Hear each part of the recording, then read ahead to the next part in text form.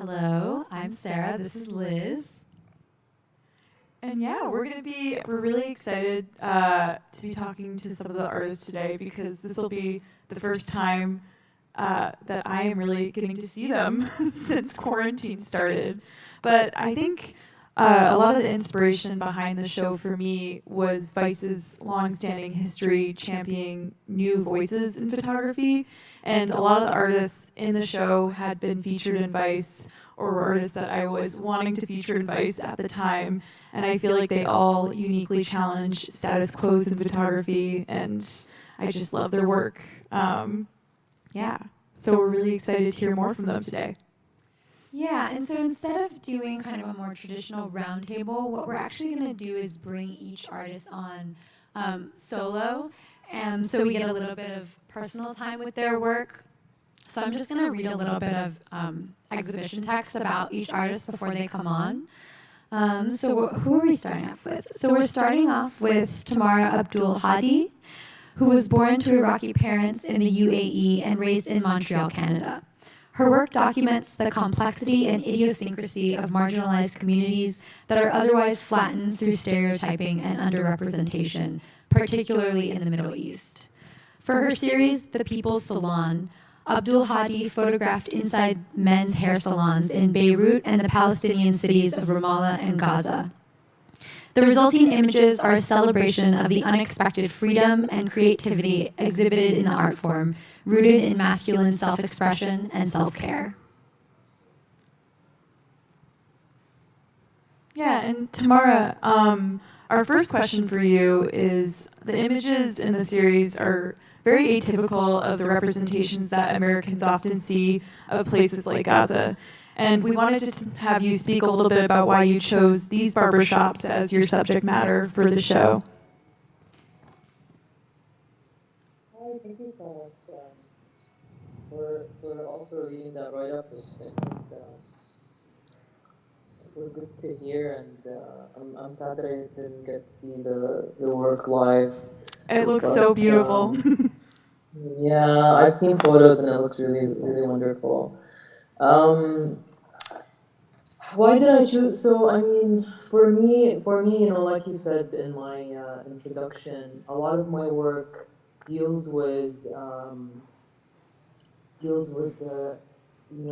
underrepresented communities that are widely overrepresented in the media, but usually misrepresented at the same time. So for me, a lot of my work deals with the Arab man, and I choose to photograph the Arab man. What I did with this project was, so I was first inspired by this project in 2016. I was in Tel Aviv, and I noticed this really amazing sort of barbershop community that was happening there with African migrants. Yes, and, I remember that series. Yeah, yeah, and I pitched it to you, Liz, and it was just so amazing to do, and it was very, very interesting, and I got to know the community, which is a big part of why I do the work I do. It's a big plus for me to be able to get to know a community that I wouldn't usually be able to, or wouldn't naturally end up getting to know without my camera. And so from there, I went on to, I guess maybe the bigger one that was in my heart, which was photographing in Ramallah and photographing in Beirut, which is where I'm based, and sort of celebrating the men in those areas because I'm familiar with them. I kind of feel like I'm a part of those communities in Ramallah and in Beirut, and at the same time, the barbershops I chose were in more working class, more, I would say, popular salons. So they were, in my opinion, just more interesting. They were taking more risks in terms of haircuts, and they were just doing this really beautiful daily, weekly self-care on skin, and it was just really wonderful. So that was one of the reasons, or the main reason that I did that. Yeah, no, I love seeing these images of like male self-care in this way, and I feel like this series in particular is, I mean, obviously similar in subject matter, but I think it's also a huge jump stylistically from your initial series in Tel Aviv. And I guess I was just wondering, how long have you spent with this community in the series, in the show, and how did you make some of the choices aesthetically? Because there's so much color in these images and they're so joyful. So in the beginning, so I wasn't sure. Usually, the way I photograph is I just use whatever is around. So sort of wanting to really keep it documentary and sort of um, organic. And so when I was there, I wasn't sure exactly how the photos were going to come out, what I was going to do. But the more time I spent there, and I would say in terms of time, it was between 2017 or like late 2016 up until about 2 years, I would say. About 2 years. And uh, what happened was all of these colors presented themselves to me in terms of uh, the thing that they wear when they get their haircut, that kind of, what's it called? But that thing Like that they the put on their, barber cape. Yes. thing. yeah, exactly. That's the cape. technical term. Exactly. The barber's cape. And so I used the barber's cape as a background because I wanted to use Oh, something cool. from there, but I also wanted to like have a portrait of them, so I would sort of place them away from the shop and in their own space. So a lot of times I would use the barber's cape as a background. So the pink and the purple and the yellow, and in one of them, one barber shop that I really photographed a lot at, which was um, Elegant Salon Iraqi in Beirut, had a really beautiful pink curtain. So I used that a lot too because the color was just really wonderful. So I think that that was kind of how the colors came about, and then all of a sudden I had this really colorful group of images. Yeah. And From super each of, graphic, because obviously because of like the amazing styles that you were able to capture in these kind of closer crop portraits. Yeah. exactly, yes, like just, and that's another thing that I want to say that I really like to do through my work is to to get the viewer of the image a little bit closer and get them a little bit closer than they would normally be. How close would we be, or would I be, or someone else, to like an Arab man at a barber shop? I mean, barber shops anyway are like, it's like, what are you doing in my face with a Yeah. camera? I'm getting my my beard shaped. But at the same time, at the same time, I had this relationship with the barbers. I ended up having these really like friendly, sort of sisterly relationships with the barbers that made me feel like I was a part of the which is just I mean, maybe I don't know if they felt the same way. I would hope that there was like this comfortable. I would spend time there, and they would always get in touch and ask about me, and we're still in touch. So there is this vibe also um, when it comes to that. When I want to get closer, and I do get closer, and I want the viewer to be closer to the Yeah. details and the hair and the. No, and I feel like a And huge part of your work is collaboration and really making sure that your subjects feel like you're, documenting them in a, as true a way to them as it can be. And I feel like, this series is just another example of that. And I think it sort of leads to like my next question, which is sort of more about how you approach more kind of documentary commissions versus like your personal work, and what you keep in mind and try and emphasize when you're editing photographs for publications versus in your personal work. Yeah. I know that's a big I mean, question. it's really big. It's really big only because, I mean, also because I tend to not want to take a lot of commissions, but I also do because I want to help in telling the story of something that I may be close to or around. Um, it was when I was in Beirut when the August 4th explosion happened, and I think that um, for me in the beginning, I didn't want to take any assignments Yeah. because I couldn't. But then after 3 weeks, I was able to slowly take assignments only because I wanted to, and I knew I would be able to do um, the do the job properly, like um, like uh, someone who's able to photograph things that or basically tell a story or help tell a story through images. And so for in terms of that, so I would say that there always has to be, in a way, a connection between the work I do,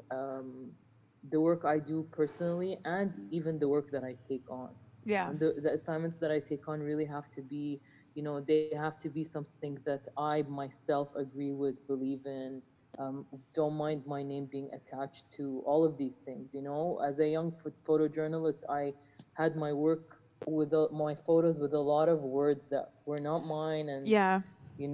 that's not what I wanted, and that's why I got out of that. But I still do it when it's the right, when I feel like it's the right time and the right, you know to tell the story in the right way.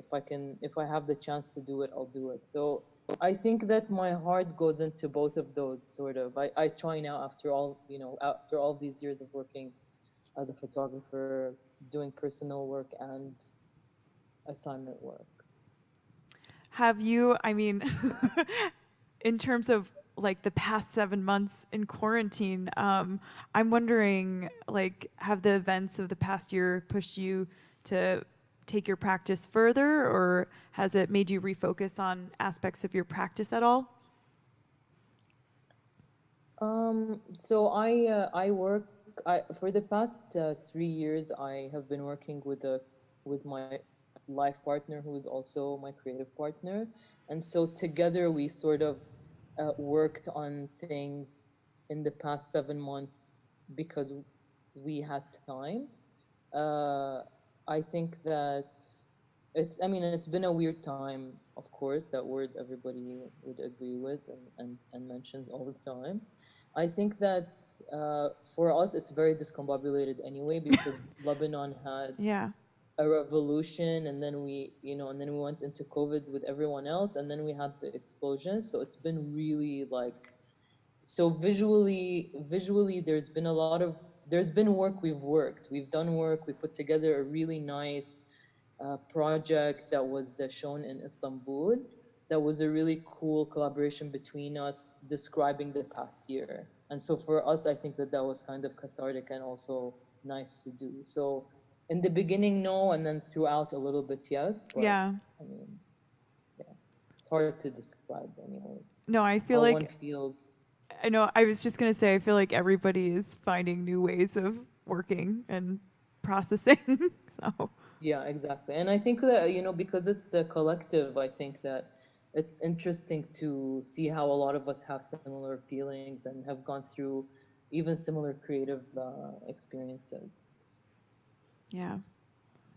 So I think we have to move to the next person for now. I should have mentioned before, we will be bringing everyone on at the end for a Q&A. So if you have questions for a specific artist, please do hold them or write them in the Zoom, and we'll hold them for the end.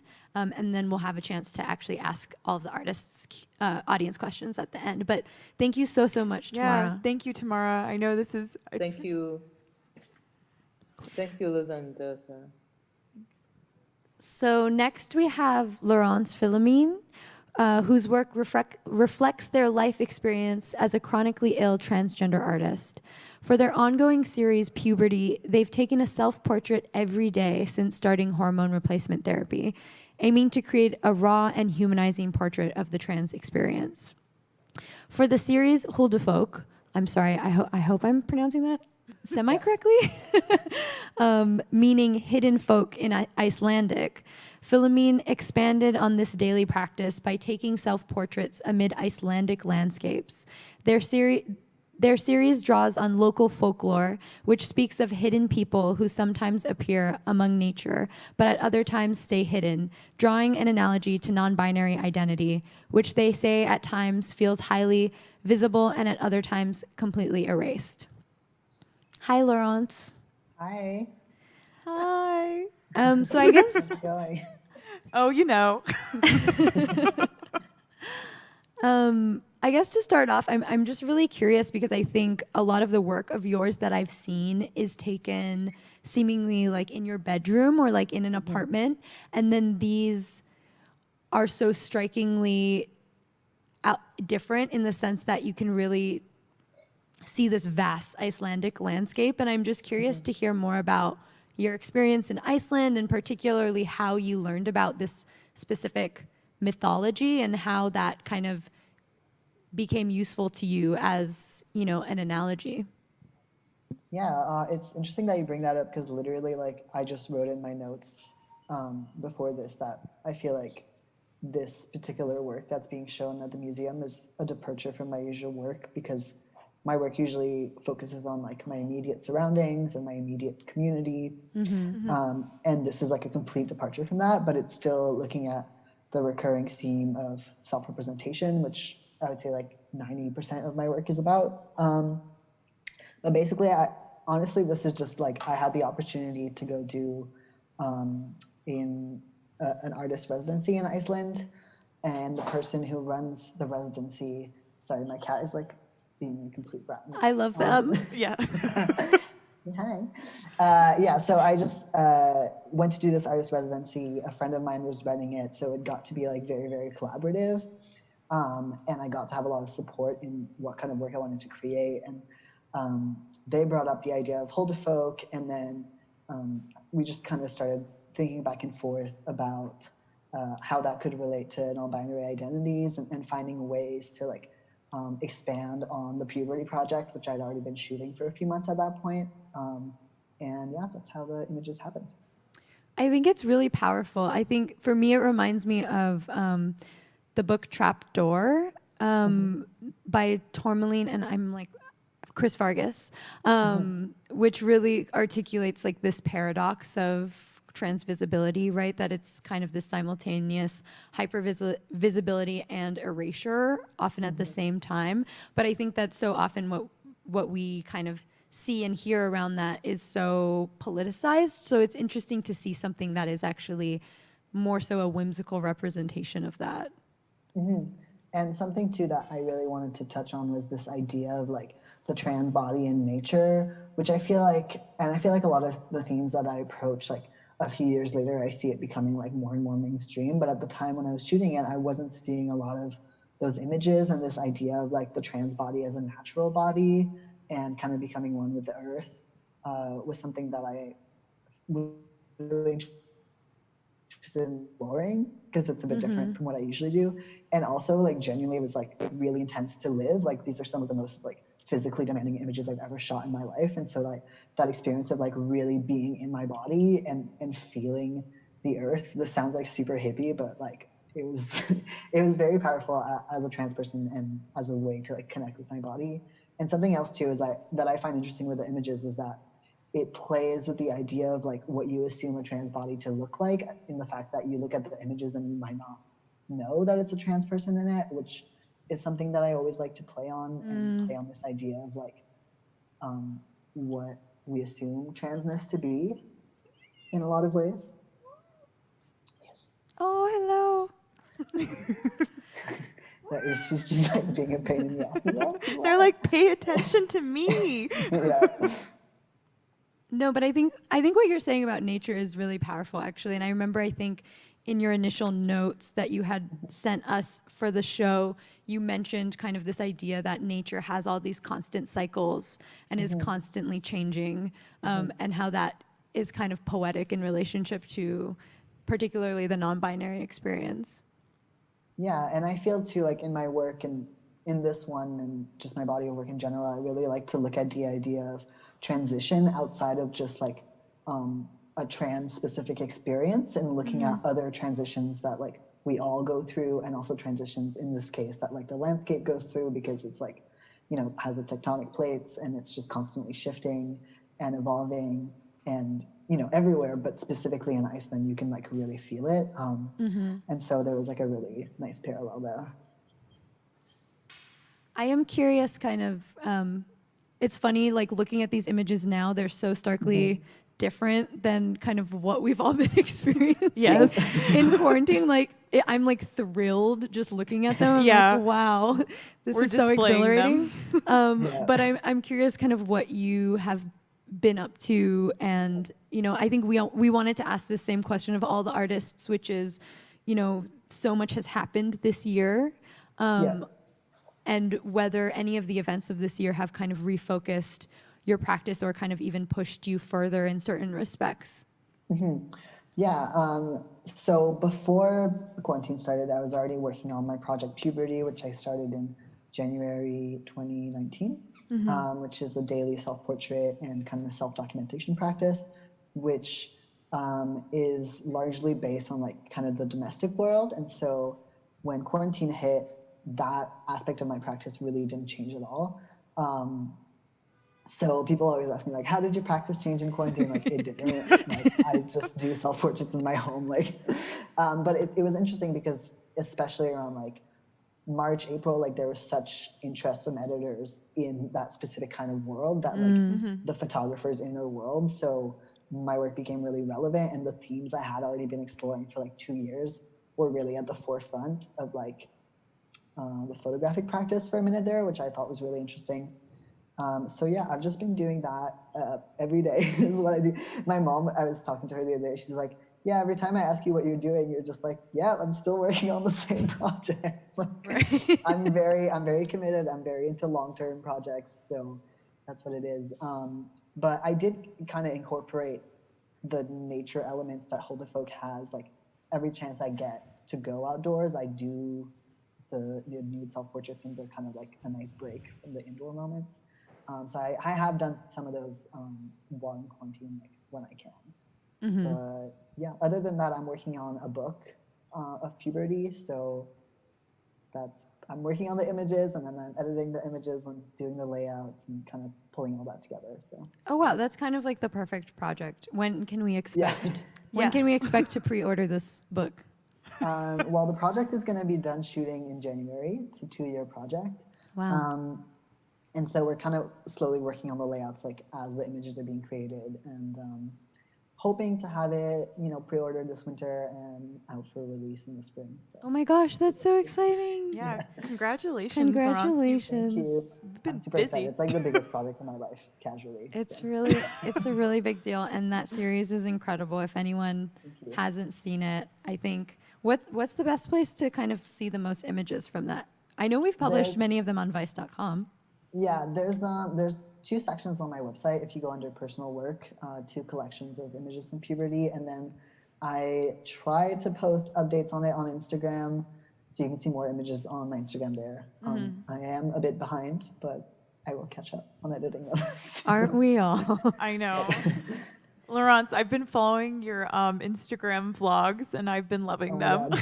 I'm so glad. Follow Laurence to entertain for great content. It's so comforting to watch somebody's routine. It makes me happy. And that's kind of what the Puberty images are. Yeah. I've just been getting really into like watching vlogs of people like grocery hauls or like clean with me. I don't know, just like really mundane things, and I think that's why people relate to that series so much, because it's like you see yourself in it. Yeah. Whereas the Holderfolk images are like the complete opposite, where you're like, this is fantasy land, like this is not reality. I think we have to move on, but we'll speak to you at the end. Thank you so much. Thank you. Bye. Bye. Bye, kitty. So next we have Christina Bartley Dominguez. Christina's photography is a continual personal attempt to reconcile her Mexican heritage with her American upbringing and identity. Using gestures and symbols pulled from Mexican history, folklore, ritual, and religion, as well as from American history and politics, she constructs what she calls altars, or performances, that recontextualize the meaning of each, creating a hybrid environment that functions as a metaphor for her Chicanx identity. Hi, Christina. Hi, Christina. So Hi. nice to have you here. Yeah, thanks for having me. Yeah, I mean, I've been such a fan of your work. I remember we featured some of this series in I think our 2018 photo issue, but I've never had a chance to speak to you more in depth about the images. And I was just wondering, you tend to use a lot of symbolism from Mexican history, folklore, and religion to create these altars. And I've always wanted you to kind of take me through one of the images in this series and the thought process. And we have all three up from the show on our screen right now. Is there anyone that you could speak to in particular? Sure. Is there one that you particularly want me to go through? If not, I'll go through the middle one. But Okay, that was the one I was, because that's one I hadn't seen before the work you submitted for the show, and I'm really curious about it. It's the one with the candle. Yeah. Yeah. I just wanted to make sure. Yeah. Well, I guess with that one, like all of my images, when I'm starting to compose them, I don't always know what's really going to happen. So I was visiting my family for Christmas. So I think this was right before New Year's. Mm-hmm. And was sitting around with everyone and just kind of started like nitpicking and going through the house and looking for objects that caught my eye and like little knickknacks and photographs, and kind of asking my brother and my cousins and just like family members to be in the images. Because one thing that I personally like really layering kind of these like artifacts that I find in like my daily life, and kind of like layering history. So you kind of see like photographs of my grandparents and like family lineage, but then like this little like Aztec like memorabilia from where we probably went to like the pyramids and like these European cards, and then having like the present day of like my brother and two of my cousins kind of behind this page. So it's not always really preconceived. I'm just kind of starting to build things up, and then I move everybody around constantly. So it's like a lot of trial and error. Yeah. With where everyone's kind of sitting and moving. Like my photographs tend to take like maybe an hour to 3 hours to kind of compose, depending on the patience of my family members or the patience of the people that kind of come in. But I do try and reflect, I think, a lot more afterwards than I am when the photograph is being taken, especially like specifically with this one, with how there were like these different juxtapositions of different points in history and from different cultures, and like what does it mean, like kind of when they're put next to each other and in front of like this barrier and cage, which I tend to have in a lot of my images, where there's some sort of wall or like shield or barrier between the foreground and the background. Yeah, it creates like a really interesting flattening effect, because you're seeing all the objects kind of on one sort of like plane, and it's so nice to be in conversation with the fence image of the two women sort of reacting to each other. And I'm curious, was that your intention in submitting like this sampling of this project for the show, particularly those two images? Do you mean the image with the fence and then the image with the clothing on either end? Yeah. Or? I actually don't think I really thought about that in the very beginning. I mean, to be honest. Not specifically. I think visually speaking, I know that I sent two different potential installations for the show. So I think what really drew my eyes, like the horizontal versus the vertical, and then how there's like a barrier created. Not always so much with like the foreground and the background, but almost just like a wall of visibility or a wall of like not being able to pass. So I think that definitely reads between like the fence and then being able to only see like the clothes that lead up to the tree. Mm-hmm. Yeah, they go so well together. And I'm curious, like, have you been able to collaborate with your family through this time period and extend this series in quarantine, or have you been exploring more self-portraiture? Quarantine, I think, stunted a lot of my photographic practice, to be honest. Yeah.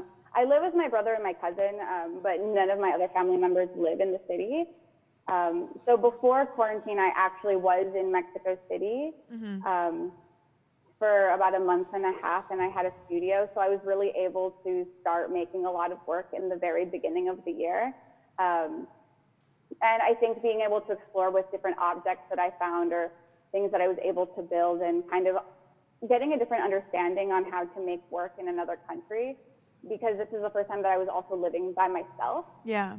In Mexico, instead of being with family members, and there's usually like a good 15 of us, so I am never really like short on subject. And then to, I guess, the contrast of now not really having that many people, I think what I've been working on more during quarantine was trying to have a little bit more of a movement practice again, because I started off doing dance before I even went into photography. When like high school started, so I danced for about like 10 years.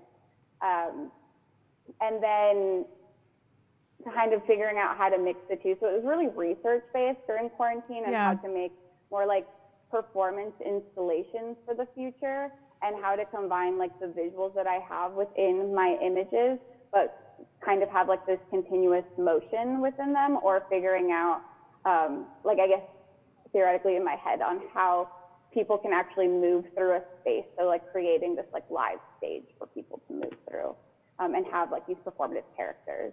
So I think that's really what I'm working on right now. But now that things are opening up, I'm able to transition into getting people to get together and not feel uncomfortable performing with each other again, and finding like outdoor locations. That's so interesting that you come from a performance background. I didn't realize that, and now I'm like, okay, Looking at the images. That makes so much sense. I'm curious, like when you're directing your models, or I guess like your family members, when you're working with them, what kind of direction do you give them? You mentioned like inhabiting a character. Do you like have specific characters in mind when you're setting up each image? So I think it varies from image to image, because I think what I've been trying to implement a little bit more in my work now is having either a repetitive gesture or a concept, like a concept of character, and figuring out how they can either repeat emotion or kind of work through, there's like a term called authentic movement, and like moving in ways that your body feels comfortable with, and like what's rooted within you, and giving them some sort of prompt so then they can also inhabit the character in a way that feels comfortable to them, and then continuously repeating that until they become a little bit more comfortable. So that's one thing that I do, is kind of giving like almost like these trust exercises. Sometimes it is a little bit more posed, especially if I'm treating it more like a still life, like the one with the boys and the candle. That was mostly them just like sitting in that position. But I think it really depends on who I'm working with, and if I'm working with direct like myths or direct points of like history that I want people to emulate, or if it's me just like merging everything together and seeing what happens. That's so interesting. I do feel like it really comes through. Like the models, I don't know, to me it seems like they don't look like they're thinking about posing at all. Or like it really feels like they don't realize that you're there. I mean, I think that sometimes it definitely takes a little bit of a moment, especially like I don't always use family members. I use friends and maybe people that aren't always very comfortable in front of the camera. So needing to be able to sometimes either have like a prior session, just one-on-one with somebody that I've never photographed before, and either talking or doing a movement session, or some form of like writing, so then we can kind of gain a little bit of common ground as to like how we want to work together, how like what's comfortable and what's not, and like what comes up with certain movement techniques and just like improvisational movement. So I think it's definitely like a work in progress because not everybody's really comfortable, but I've never used like an actual model. So I tend to try and like find friends that are comfortable with like movement, or now I'm like transitioning to wanting to maybe find like dancers or actors or somebody that really wants to kind of like embody a character and like make it their own. I'm so excited to see how you translate it to a physical space. Well, Christina, we have to move on to the next panelist, but we're going to be taking questions from the audience at the end. So thank you so much. Thank you. It's so nice to hear more about these. So next up we have June Canedo, who migrated to the American South from Brazil at a young age. Brazilians in South Carolina on the 4th of July is, in her words, an ethnographic study of this experience and of her own particular family. The videos, both symbolically take on the 4th of July, highlight this both symbolically taken on the 4th of July, highlight the idiosyncrasies of the immigrant family dynamic rooted in constant micro-negotiations between assimilation and cultural preservation. Hi, June. Hey, June. Hi. I forgot I wrote that. I guess to start off, I'm curious if you could kind of just talk about some of the decisions that led you to making this piece, particularly, your choice of the 4th of July as an occasion to document, and also this style of kind of fly on the wall documentation that you use. Oh, we were also going to play, I think, a clip from one of the videos. Should we do that first? We're going to play a clip really quickly. They kind of like, yeah, I guess so. I guess you could play them in the living room, right? Or no? Okay, we're going to cue. Yeah, no, that sounds perfect. We're going to play that quickly right now.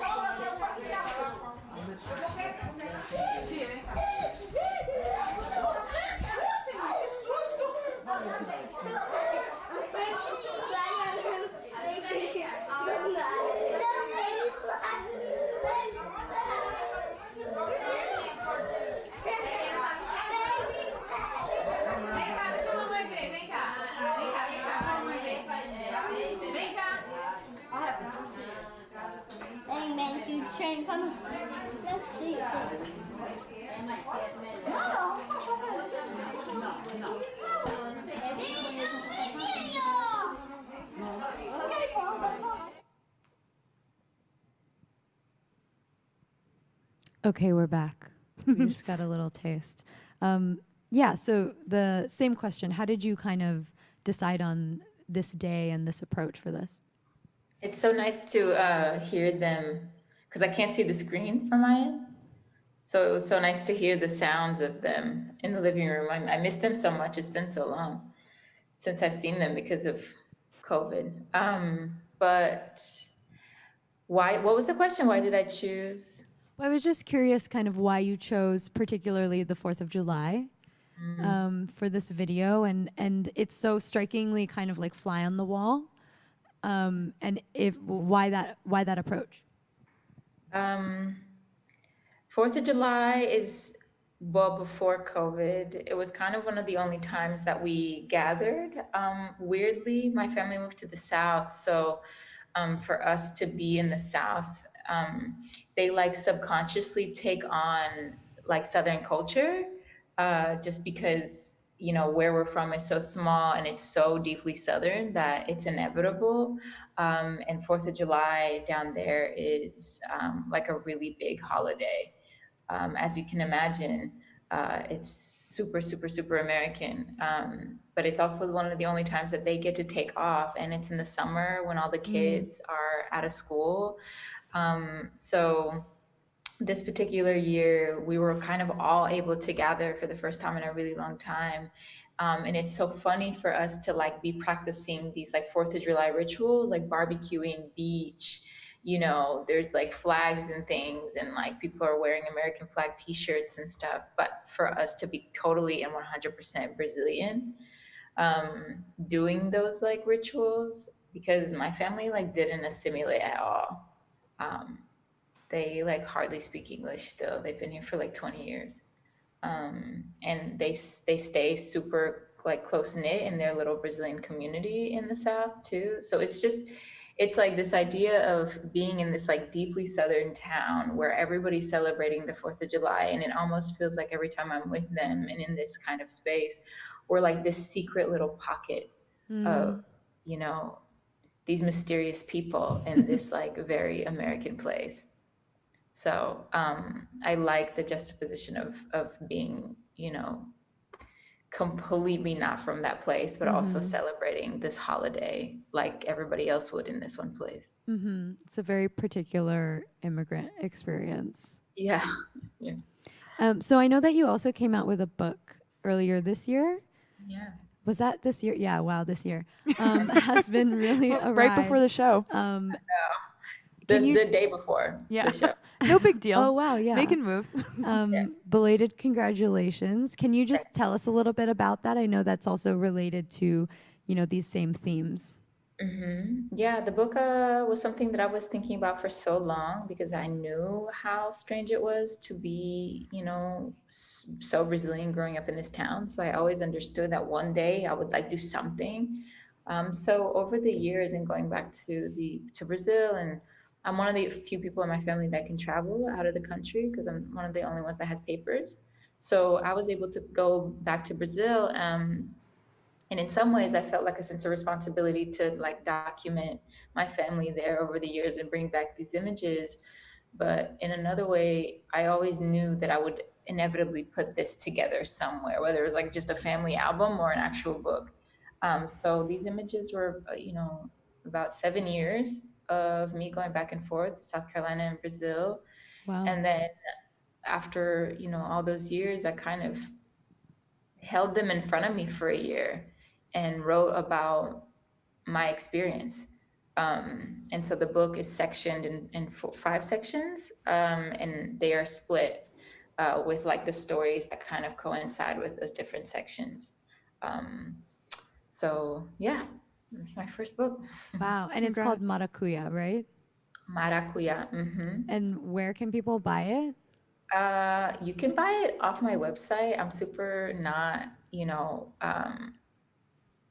I like have a hard time responding to like bookstores and stuff. I don't know why. I just haven't figured out how to have that relationship, because this is my first book. So you can, right now you can buy it on my website. Perfect. Just a little plug.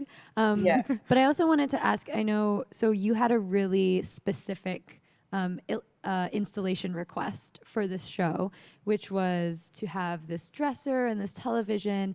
And I know that you did a similar style of installation for the opening of your book, with kind of carpets, and it's just a very homey vibe. Can you talk about why that was? Yeah, you know, you've been asking people like how things have shifted for them in COVID.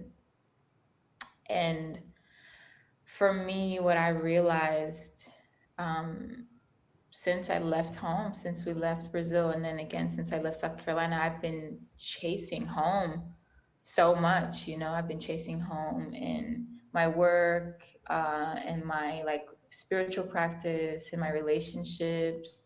And I'm just now sitting with that understanding that I've been making these decisions all while chasing home, never really understanding that, like, you know, I've been creating home this whole time here in New York. It's a different type of home, but it's a home. And quarantine COVID has really shown me how much energy and time and space I've spent trying to cultivate home in all of these different places and chasing it.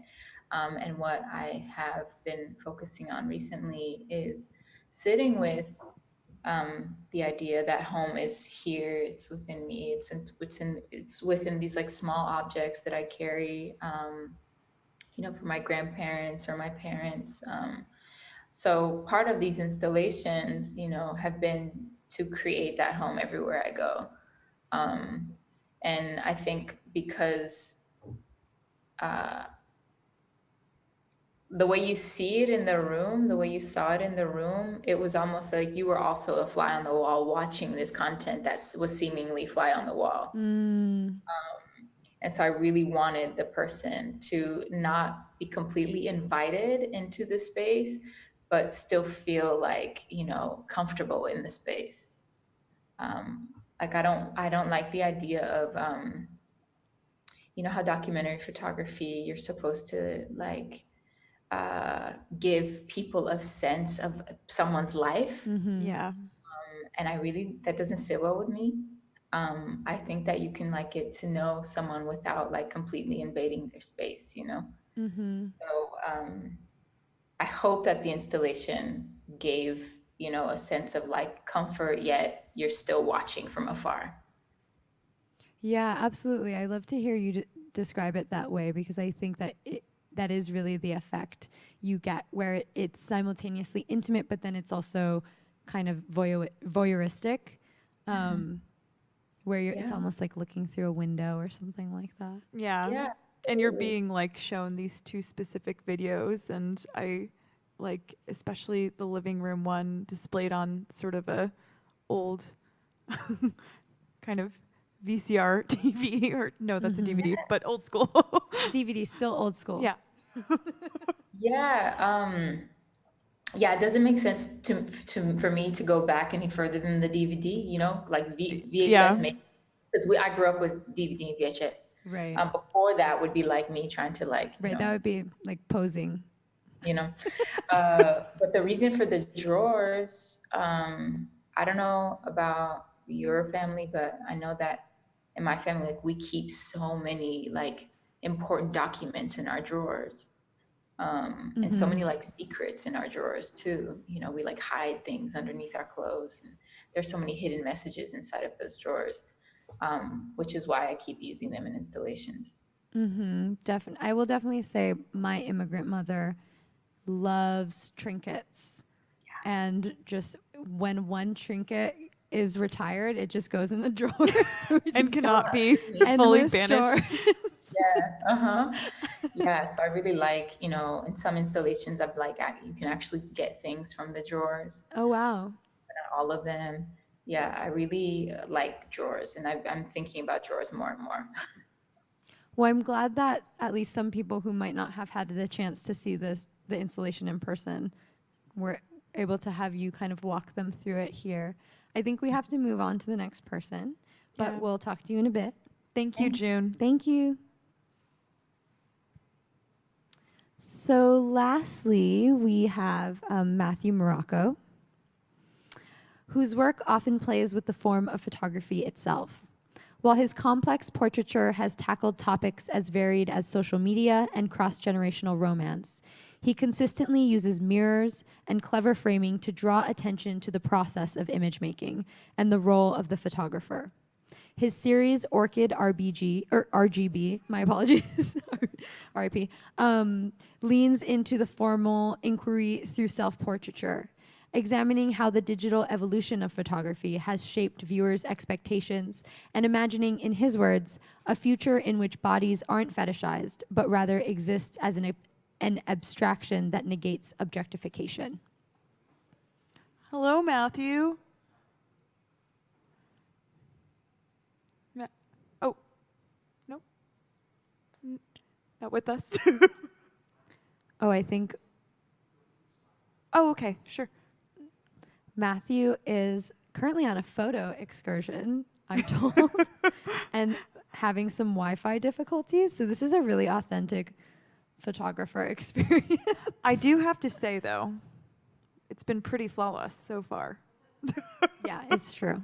And I'm sure everybody who is viewing has had to participate in a Zoom or two and understands Yeah, that it wouldn't they're be never without flaw. 2020 if there wasn't a technical difficulty.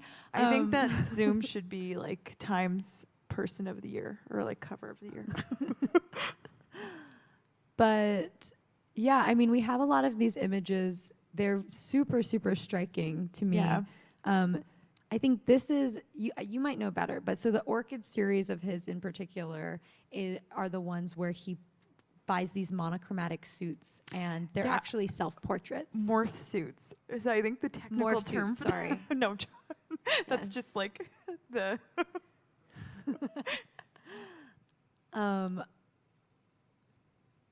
And so it's really,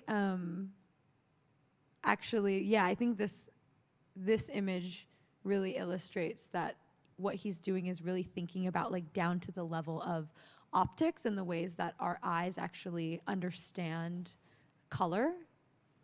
And I think I've also, in his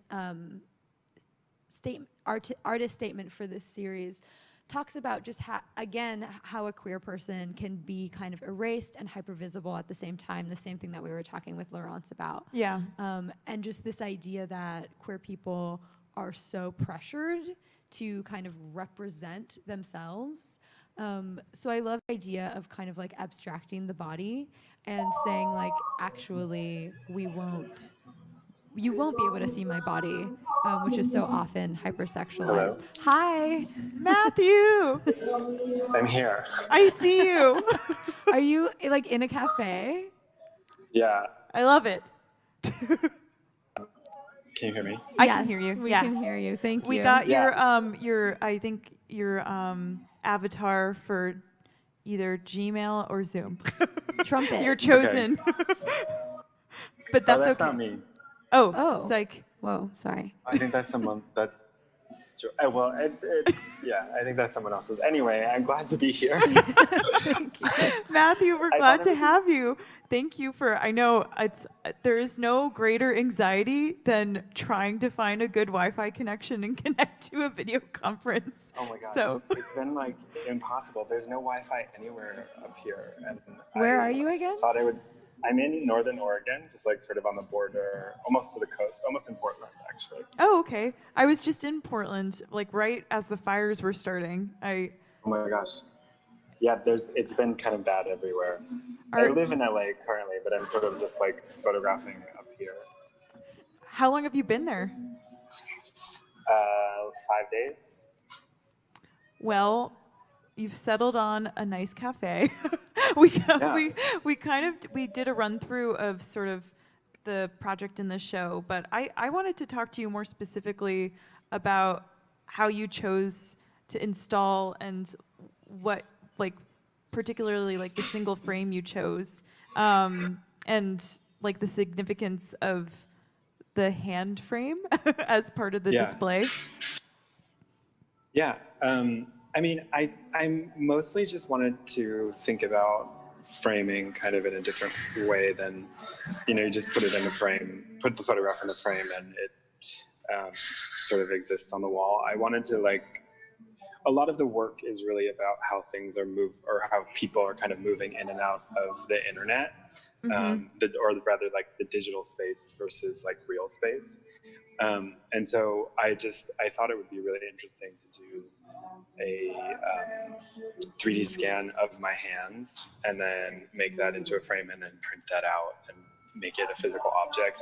So it's like my hands become, data, and then they become a physical object again. So it's sort of like moving in and out of that like digital space, which I think is interesting. Yeah, I know, and I just love how they contain this particular series. It's beautiful. Oh no, I was just gonna say, I know reading your statement about this series, it's a very kind of heady conceptual series. And I wonder if you could go into a little bit more this idea of moving in and out of digital space and how that relates to, the morph suits and the mirrors, et cetera. Yeah, well, I can kind of back up actually and just say, I think really when I started making this series of pictures with the bodysuits, it was around like the time right after the 2016 election, and I remember I was watching some interview on The View, and Whoopi Goldberg was talking about how like the transparency of like contemporary like presidential candidates was so crazy. She was like, "Oh, I know Hillary Clinton's bra size," and that was the thing that really stuck out to me. And it was just mostly because I'm thinking like as an artist, it's really, I think, especially a queer artist, and in particular with my older work, where I was making pictures of myself with these older men, I was very vulnerable. And I think that there's this sort of desire on the part of a lot of people to sort of like mine their personal history in this way. And as well, with social media, this sort of requirement to be very open and vulnerable online publicly, that for me sort of became, if not a problem, at least like something that I really was thinking about. And so I really wanted to make a body of work that was about, like kind of, I guess, circumventing that vulnerability, using the language that I had already created, which is self-portraiture, but also like protecting myself by using the suit, if that makes sense. I think, to some degree, I guess I was sort of thinking like, at what point is there a price to pay for all the visibility of being like public about yourself? Yeah, because the more that you provide people, the more they want of yourself. Yeah.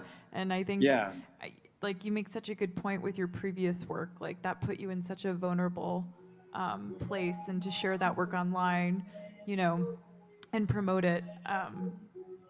It makes a lot of sense, the transition to this, and just photographing, like self-portraiture, but not providing the viewer that you're going to be sharing it with your whole your whole self. Yeah, I mean, I just think I would also sort of expand that and just say, like, I think humans are generally curious, right? Which is like not a bad thing; it's a good thing, but to some degree, it can become not so great. I don't know if anybody's seen the David Attenborough. I mean, just I guess to expand it to like where I'm at right now, out in Oregon, making pictures. Some of the slides that I sent were pictures in the woods and nature. And I don't know if anybody's seen the new David Attenborough documentary, but he said he's looking back on older films that he had made, and he's sort of lamenting, kind of like, I thought that I was out in the real wilderness, but actually it had already been destroyed so much that what I was looking at was something that was already kind of tamed. And I was just thinking about that in relation to, I guess, the curiosity of humanity sort of is destructive in a lot of ways. We don't know how to stop. Sorry. We don't know how to stop. Yeah, right, exactly. And for me, it was just, this project is really just about that, like stopping it, but still kind of being present as a person, because I do believe in humanity, but I think that at a certain point, there has to be some sort of line drawn. Do you want my mic, Sarah? Sorry? Oh, no worries. Matthew, I'm curious, are you continuing this particular series in Oregon and in the outdoor spaces that you're photographing in right now? Or are you kind of doing a completely new body of work? I'm kind of continuing. It's not new, it's expanded. Yeah. But it's not the same, so sort of expanding. Is it too early to speak to just yet? Yes, I understand. because I'm not really sure about what's going on. Hey, I mean, I think now is definitely the time for experimentation and Yeah. also the time for, like, again, like making space for your practice. So it's exciting that you're able to get out to these spaces and work. I mean, I'm sure you've been listening in, but we've been asking all of the artists sort of a similar question. And I think, because this work that we're showing right now is a reaction to the 2016 election, I'm curious if the events of this year have affected your practice, obviously, and sort of how you've refocused and, Yeah. how your work has been affected. I mean, I guess just like personally, I think in some ways I've really had the opportunity to like hunker down in one spot. I mean, Yeah. This is the first time, the past 5 days, the first time I've really been anywhere outside of my apartment in LA since the quarantine started in March. So, I mean, and that's really like rare for me. So to just kind of be in the same place doing the same thing kind of all day, every day for months has just really given me, I think, an opportunity to really like check in with almost like all of my kind of personal necessities, because you sort of realize like when nothing else is really happening around you, you kind of really tune into what's happening with you. So you're like, oh, I'm tired. Oh, yeah. Like you're sort of like, oh, that feeling of like fatigue is like very acute suddenly. You're like, oh, I'm like, my stomach hurts. So it's like something you don't realize when you're kind of constantly like moving around. You're like, oh, this food that I'm eating is actually really bad for, you know what I mean? It's like you just sort of notice like the way the light moves across the room and all the weird things that are happening with your body is like, and all of that has helped me, I think, connect to myself and my creativity in a new and different way.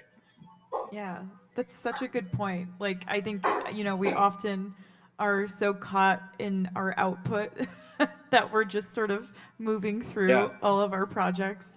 And then when you are at the end of something, you're like, oh God, I feel terrible.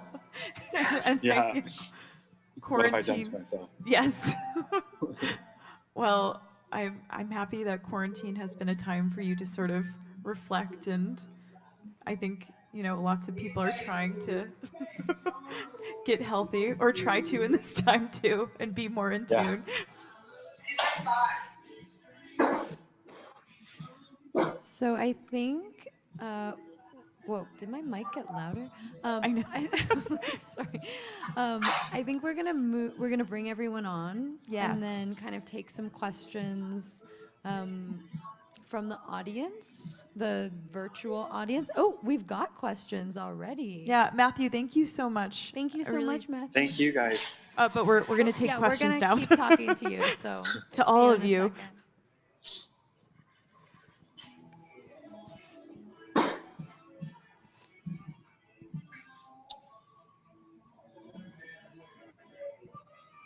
We're just waiting for everybody to be on. Hello. Hello. Can everybody see each other and just not us? Yes. Great. Okay, cool. So I was gonna say also, we do have some questions from viewers, but if any of you have questions for each other, feel free to ask. And sorry, Matthew, while you're not talking, could we have you potentially mute your mic just because it's a little loud in the cafe? Thank you. Sorry. So delicate. Okay, so the first question we have is for June. And it's just, how do you see video and photo interacting in your work moving forward? Well, photo was never the goal, it would just happen to be the most accessible thing. Whenever I moved to New York, like 8 years ago, I studied painting, so I didn't have like money, space, time for painting. So I it's definitely going to video is definitely a part of my practice now, and it's going to continue to be. Photo is there for when it feels right. I'm still working on a few things for sure, but I'm now focused on like actual, I'm building work for books specifically. So I have books in mind as opposed to just photos. Exciting. Yeah.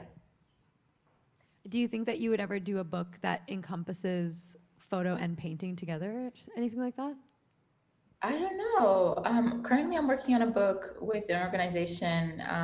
It's going to be out in December, and we're definitely like working with textiles. So that's really exciting.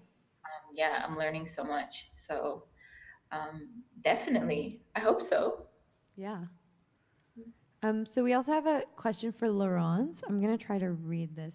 In your mind, who is your audience? Are these images meant to solely document your experience as a wider body of trans representation?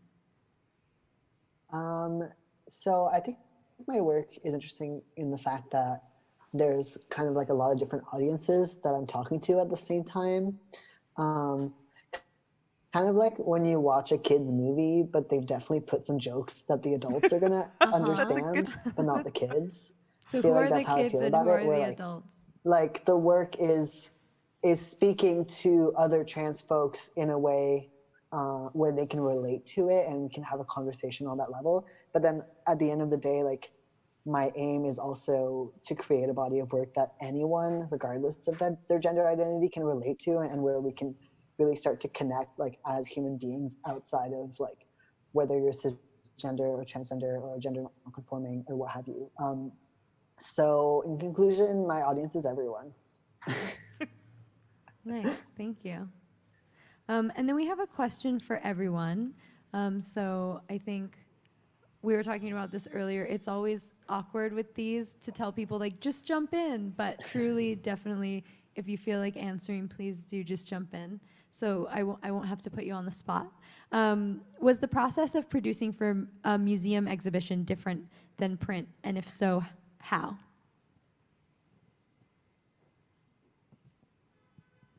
You have to call on someone, I think. Tamara. Oop. Maybe not the best person to call on. I mean, so I can say for me personally, I'll try to answer that question. In terms of the museum space, putting the work together was fun because with the idea of having them just images of barbershops or men in a barbershop, I wanted to make the space more dynamic, which I've done before once in showing the work, and it was to choose to make the space sort of have a vibe of a barbershop. I'm not sure because I didn't see it, but the idea was to have a barber chair and also to have a I think it was a shelf that they built, and also I believe a mirror or two. So I didn't see the show, but because the work was produced before the exhibition, right? So it was really just about creating the space to house the work, and color-wise also. Yeah, not the best answer either, but I tried. No, it was, I think your installation in the exhibition is one of my favorites. And I know that, Daniel, the producer here at Fotografiska, worked really, really hard to source this barber chair and like eventually found one on Craigslist, and it turned out so immersive and interesting. Yeah. So yeah, I wish you could have, if not for COVID, seen it in person. I know, but I mean, as long as people saw it and were able to walk around and have the feel of it, that's all I can ask for. Does anybody else want to speak to that question? No worries. I can say something. I had a lot of fun with setting up this exhibition because I wasn't in charge of doing the actual framing and printing myself, which I find extremely stressful. Oh yeah. So it's just I nice feel to that. be like, this is what I want, set it up for me.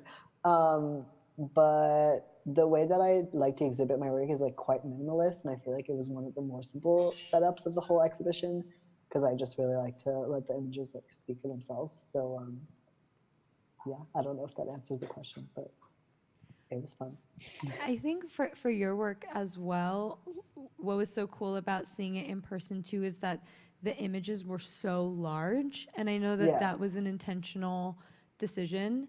Mhm. And I know a close friend of mine who is trans came to see the show and was really blown away and was like, I think this is like the largest image of a trans person that I have seen printed out on a wall. Yeah, it's pretty cool. yeah. I think too, like, because my work lives online so much, and that's primarily like where it exists for the most part. Whenever I do get a chance to exhibit, I like to print it really large so you can have like a complete different experience and like see all the detail into it that you don't really get when you're looking at it just like on Instagram. Mm-hmm. June, I have a question directed at you, and it's what does Maya Kuya mean? So Tupi is the original language of Brazil. So it's passion fruit in Tupi, or passion flower in Tupi. And can you talk about why you chose that? That was my next question. Sorry. No, we're joking. Passion flower is native to where I'm from in Brazil. And we use it so regularly, like we use it for everything. And it was one of the, as I was working through a lot of family trauma, particularly when I was making this book, it was like the first time I had seen a psychoanalyst, a psychotherapist, and was getting diagnosed with PTSD and a few other things. I had to, I started taking medication, and then I really wanted to wean myself off of medication. And one of the only things that really helped me to do that was passion flower essence. It was interesting because it was like, as I was creating this book, as a return home, I was like doing that internally as well. And turning to something that's native to where I'm from felt really poignant, and it all was happening at the same time when I was creating this book. So it made sense to choose that name. Yeah. This is for Christina, and somebody was just wondering where we can see your new work. Right now, I don't have anywhere to see my new work. I'm still, I think, putting new work from earlier in the year together, and I've been wanting to produce, I think, a little bit more for the next year and a half before I really put it on my website or try and get it in some sort of show. So it's still kind of in my archive, but you can always ask me and I might be able to just show you personally. Yeah, that's so rare. It's good. I think sometimes it's good to keep projects and photos to yourself until they're ready. I know that's hard to do nowadays. Yeah, no, I'm not the best at social media either. So I'm still trying to figure out the balance between putting things on social media or putting maybe just props or little bits and pieces here and there. But yeah, so I'm just still trying to dabble and figure that out. I mean, I think everybody being their own brand manager has changed art and everything. It's hard. As we learned from Matthew's work, yes. Social media is evil. A necessary evil, I guess. I don't know if I feel that way, but yeah. Sorry, Matthew. Didn't mean to put words in your mouth. I'm curious, and sorry to put you all on the spot, if anyone has questions for each other.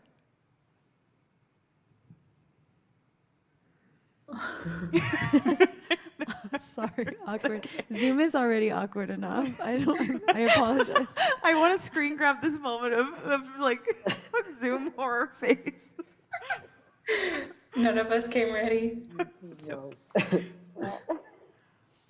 Well, I have another leftover question for Matthew, which was just that you were talking about the suits and, you know, just feeling really exposed usually.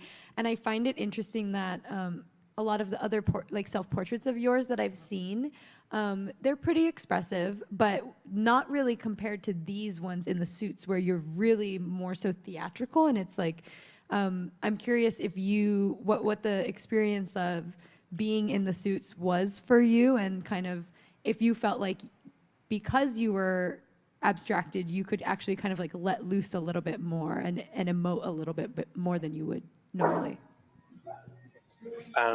Yeah, I mean, totally. I was like, I think that's part of what the project is sort of also about, is sort of like the freedom of being invisible.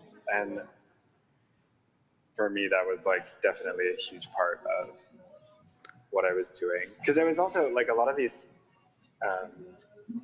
like when I was younger, I remember I was like such a spaz and constantly like performing and doing crazy stuff. And when I got older, I was like, it sort of became clear that like you can't act that way in public. But now kind of being older and being able to like put on the suit and be like in nature, it's very freeing, because nobody knows who you are. You know, I was I was taking pictures of cherry blossom trees, and like I was fully covered in a suit, and people wanted to come and like take pictures with me, and That was it was like, it just was like a little kid was like, look at like Spider-Man, and I was like, yes, I am Spider-Man. You know, like it was just, it's a really fun activity to be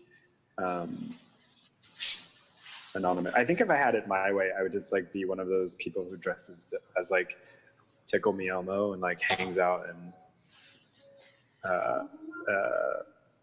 where is that place? 42nd Street? Times Square. Yes. Thank you. Oh, no. Oh my gosh. And I'd just be like, hello. Yeah, they're still there, Matthew. I just They are? Yes, the Elmos and the Cookie Monsters. That's crazy. But, sorry. Matthew, I wonder if like people who wear camo feel that same way, you know? Like I know that so many people dress like in head to toe camo every day as like a uniform. Yeah, I mean, honestly, I think that's part of the like, I've never been really in the army, but I sort of feel like part of one of the things, I guess, that you sort of do as like a tactic to get people in the headspace where they can like be sort of fighting is that you sort of make them anonymous by making them part of the background. I think it's sort of, besides serving an obvious tactical standpoint from the point of like being invisible to your enemy, you're also kind of invisible to yourself in some ways. That I think is really important for, you know, being able to carry out that operation. That's really interesting, like the psychology behind being camouflaged. Yeah. So we have one last question, and then I think we have to wrap it up. This one is for Christina, and it's about kind of the fence and cage again in your two photographs, and if there's a specific relationship there or specific symbolism that you were trying to kind of get at. Was it maybe just a coincidence, or is there a kind of bigger significance to including those kinds of borders in your images? Wait, could you repeat what you said? Is it just you said one word and I didn't actually catch that? Oh yeah, sorry about that. So it's just about whether, you know, with the fence in one of your images in the show and the cage in the other, if there's a specific kind of relationship between those or symbolism that you were trying to signify with those. I mean, I think it's not even just specifically those two images. I think just in a lot of my work in general, I use the fence as creating either borders between different cultures, different people, and just like trying to make this separation. A lot of my work is, I guess, merging like two separate identities. So sometimes I feel like there's always like one on the other side of the fence, and it's sometimes a little bit like inaccessible. And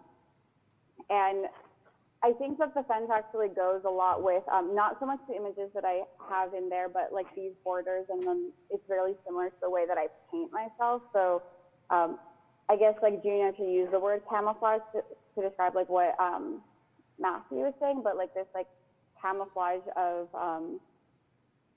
like my identity and trying to like assimilate, but then seeing if I actually fit into either side.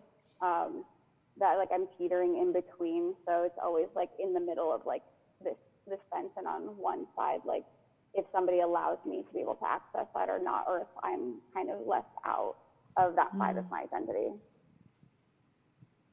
Thank you. Yeah.